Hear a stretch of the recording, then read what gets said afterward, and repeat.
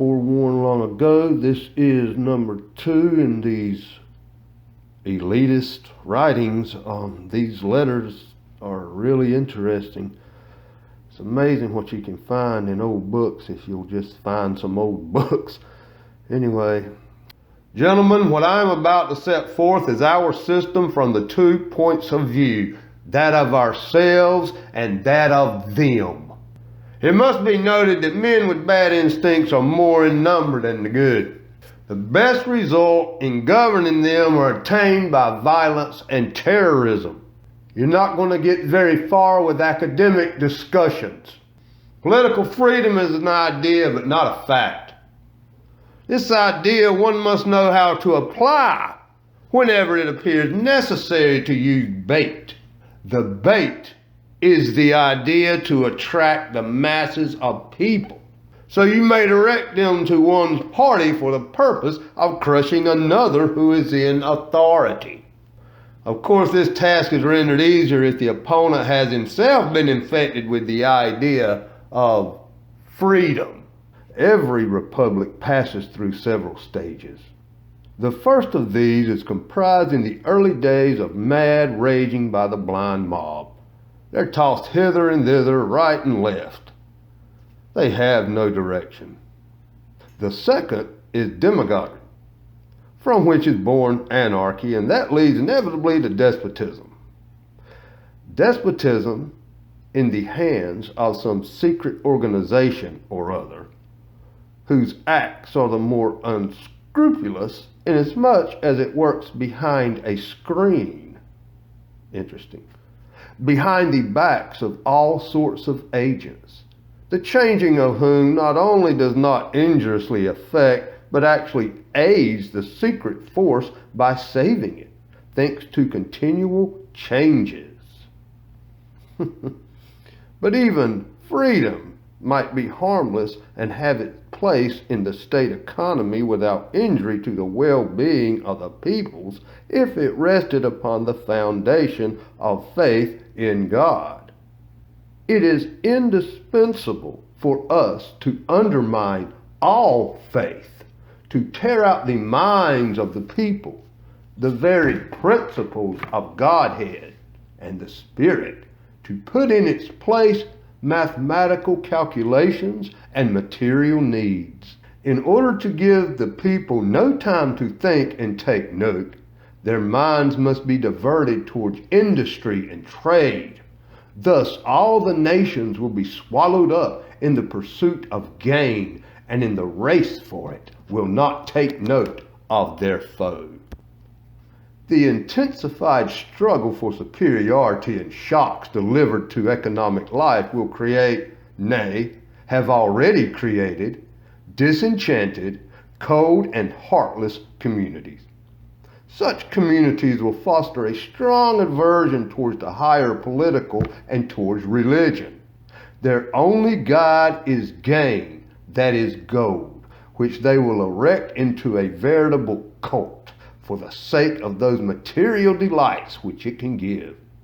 Then will the hour strike when, not for the sake of attaining the good, not even to win wealth, but solely out of hatred towards the privileged class, the lower classes of the people will follow our lead against our rivals for power. We will call them the intellectual people. Who and what is in a position to overthrow an invisible force? And that is precisely what our force is.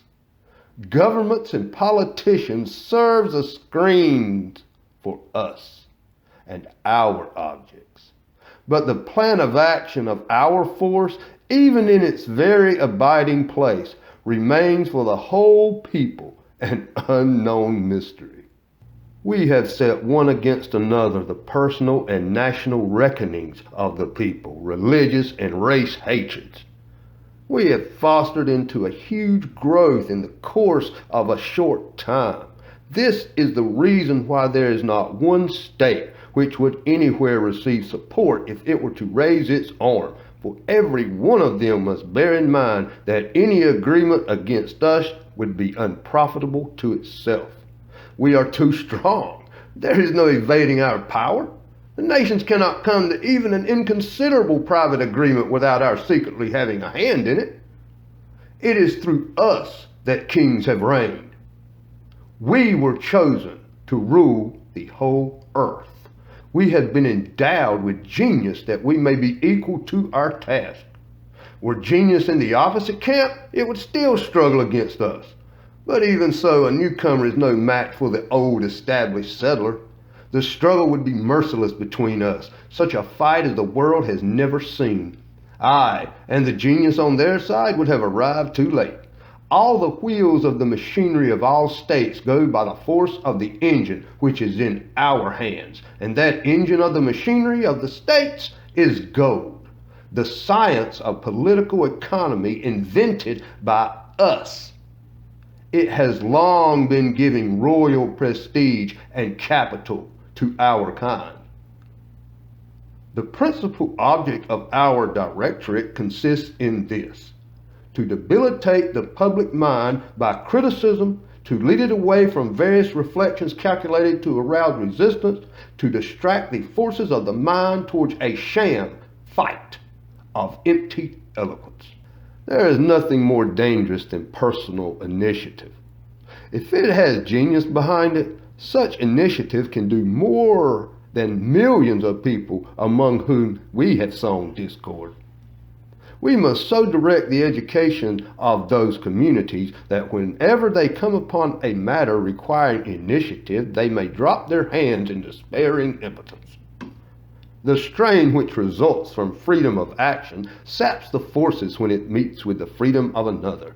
From this collision arise grave moral shocks, disenchantments, failures.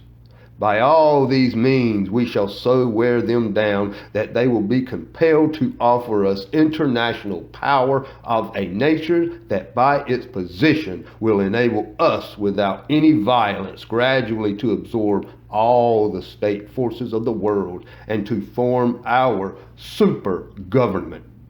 In place of the rulers of today, we shall set up a bogey in our hands, reaching out in all directions like nippers, and its organization will be of such colossal dimensions that it cannot fail to subdue all the nations of the world.